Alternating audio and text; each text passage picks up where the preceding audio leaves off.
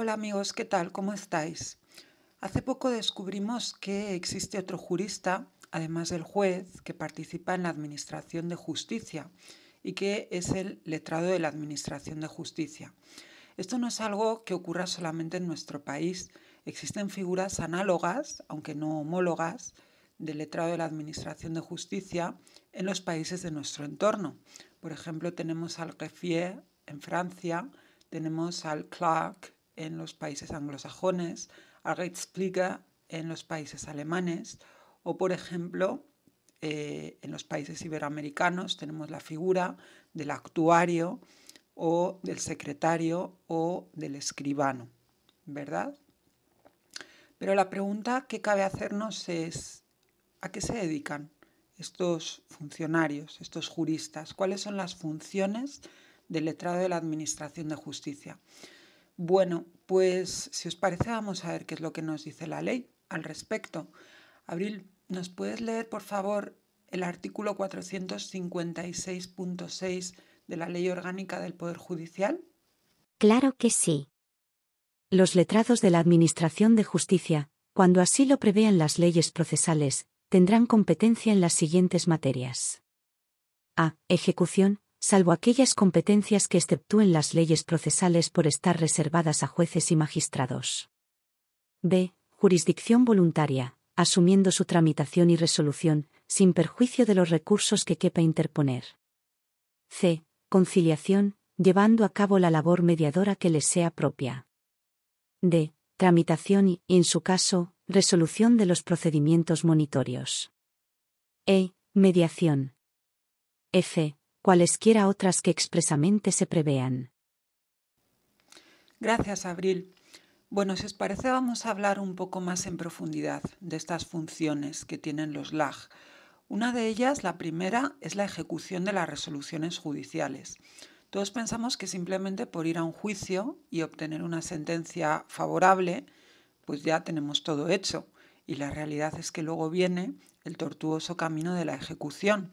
No olvidemos que las sentencias no son más que un papel que si no se cumple, pues se queda en lo que comúnmente se llama papel mojado, ¿no?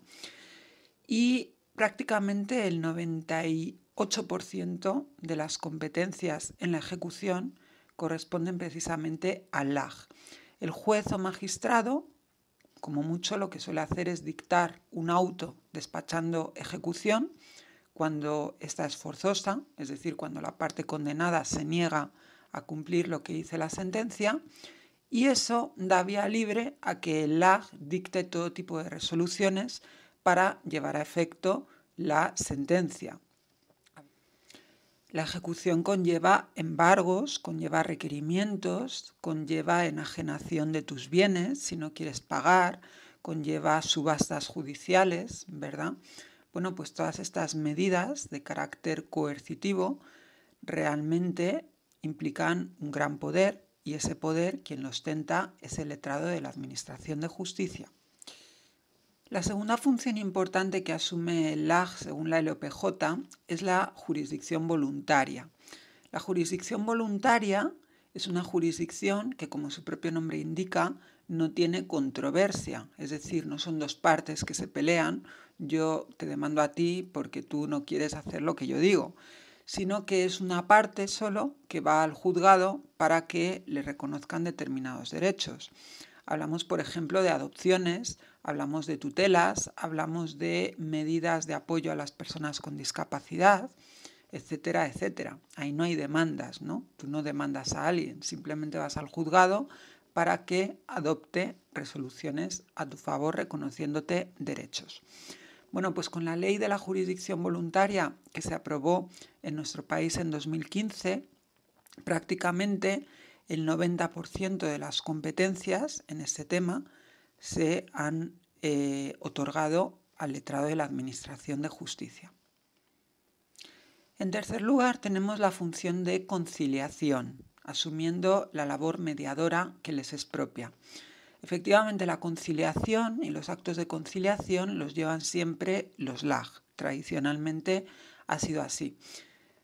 La conciliación en realidad es un mecanismo que prevé la ley que intenta evitar ir a juicio, Básicamente intenta que dos personas que se pelean, ¿no?, porque hay una controversia, pues lo solucionen por medios, por decirlo así, transaccionales. Realmente en el papel es muy bonito esto de la conciliación, pero en la práctica realmente no funciona. ¿Por qué? Pues porque en el 90% de los casos es necesario demandar a la gente. De hecho, yo tengo una anécdota muy graciosa. Una vez compré unas botas en una zapatería y, bueno, me las vendieron en mal estado y cuando fui a devolverlas, pues me dijeron que no me las aceptaban y que no me devolvían el dinero. Cuando sabéis que en España, pues es obligatorio, ¿no?, que lo hagan. Entonces, con carácter previo a demandar a esta tienda, yo lo que hice fue pues pedir la conciliación. Me fui expresamente hasta el juzgado una mañana, pedí que citaran a la otra parte para un acto de conciliación. Solamente me presenté yo, la otra parte no se presentó y la letrada de la Administración de Justicia, claro, se quedó sorprendida, me dijo: ¿y realmente te has venido hasta aquí solo para esto? Porque claro, realmente la conciliación es simplemente un mecanismo de mediación. Realmente, si las partes no se ponen de acuerdo o si una no se presenta, que es lo más probable, ¿verdad?, pues hay que hacer la demanda e ir a juicio. Entonces realmente no te ahorras nada. Realmente fue un poco tonta acudiendo a la conciliación o intentando la conciliación con esta tienda, ¿no?, porque realmente lo más práctico habría sido ponerles una demanda. Era una técnica de defensa que esto a los abogados que nos estén viendo les puede resultar interesante. ¿Por qué? Porque yo siempre recomiendo, cuando tengáis algún problema en general jurídico con alguien, lo primero es reclamar por la vía pacífica, es decir, ir a la persona, en este caso a la tienda en cuestión, y por escrito, para que conste, porque si no consta, pues evidentemente no sirve de nada, pues pedirles que subsanen el problema. ¿Por qué? Pues porque realmente de esta forma ellos mismos se retratan. Es decir, si tú vas por las buenas a la persona a la que pretendes demandar, le dices, le das la oportunidad de que ella misma solucione el problema que ella misma ha creado y ella directamente se niega, pues ahí realmente se está retratando ella misma y tienes muchas posibilidades de que luego la demanda te la estimen y que ganes el juicio. Un juez que ve que efectivamente tú has intentado solucionar las cosas pacíficamente y que han pasado de tu cara, pues lo más probable es que te dé la razón. En cuarto lugar, la ley atribuye a los letrados de la Administración de Justicia la tramitación y, en su caso, resolución de los procedimientos monitorios. El procedimiento monitorio es un procedimiento que ha tenido mucho éxito tanto en España como en los países de nuestro entorno y de hecho se ha llegado a instituir un procedimiento monitorio europeo a nivel de la Unión Europea que es muy útil, ¿verdad? Sirve básicamente para reclamar deudas. Cuando alguien te debe dinero y se trata de una deuda líquida, vencida y exigible, que es como dice la ley, ¿no?, es decir, una deuda clara, pues simplemente no te tienes que meter a un juicio, sino que tú vas al juzgado, pides un procedimiento monitorio y entonces directamente el LAJ, el letrado de la Administración de Justicia, requiere a la otra parte para que te pague esa deuda. Y si no te paga, pues entonces dicta ejecución. En quinto lugar tenemos la función de mediación, que viene a ser más de lo mismo, de la conciliación, ¿no? Es algo parecido. Y en sexto lugar nos dice la ley cualesquiera otras funciones que expresamente se prevean. Y efectivamente se prevén muchas. Es decir, si nos vamos al Real Decreto 1608/2005, que es el que aprueba el Reglamento Orgánico de Secretarios Judiciales, tenemos ahí un elenco de artículos que pues se explayan hablándonos de todas las funciones que tienen los LAG. Sí que nos vendría bien, de todos modos, hablar de los principios de actuación a los que se deben sujetar los LAG a la hora de ejercer todas estas funciones. y que vienen expresamente recogidos en el artículo 452 de la LOPJ, que nuestra amiga Abril nos va a leer a continuación. Los letrados de la Administración de Justicia desempeñarán sus funciones con sujeción al principio de legalidad e imparcialidad en todo caso, al de autonomía e independencia en el ejercicio de la fe pública judicial, así como al de unidad de actuación y dependencia jerárquica en todas las demás que les encomienden esta ley y las normas de procedimiento respectivo, así como su reglamento orgánico. Gracias, Abril.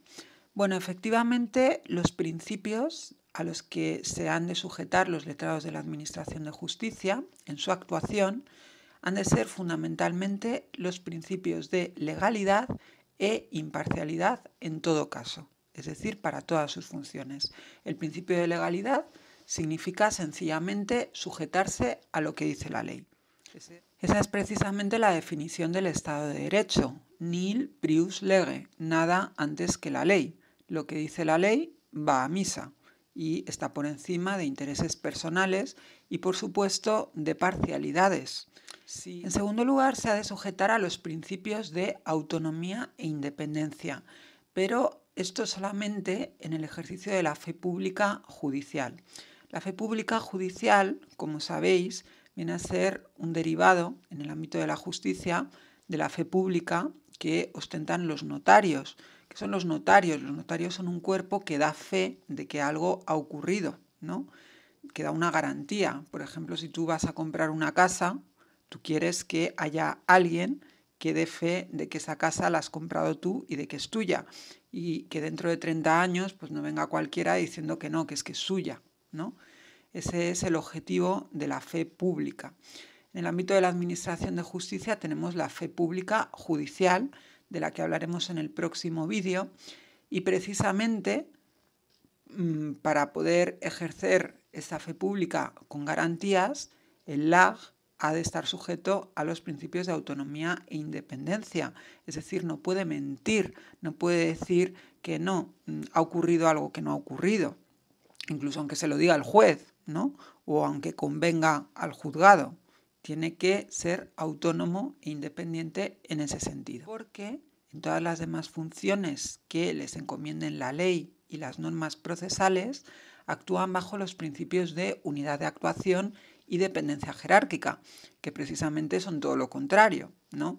Es decir, responden ante sus jefes y lo que digan sus jefes. Si, por ejemplo, los secretarios de gobierno de los tribunales dictan una instrucción sobre determinado tema procesal, como por ejemplo, pues cómo interpretar plazos procesales o cómo presentar escritos o etc., etc., pues ellos tienen que sujetarse a ello. Pues esto ha sido todo de lo que os tenía que hablar hoy, amigos y amigas. Espero que os haya gustado el vídeo. Dadle a like, por favor, y suscribíos al canal. Y os espero en nuestro próximo episodio.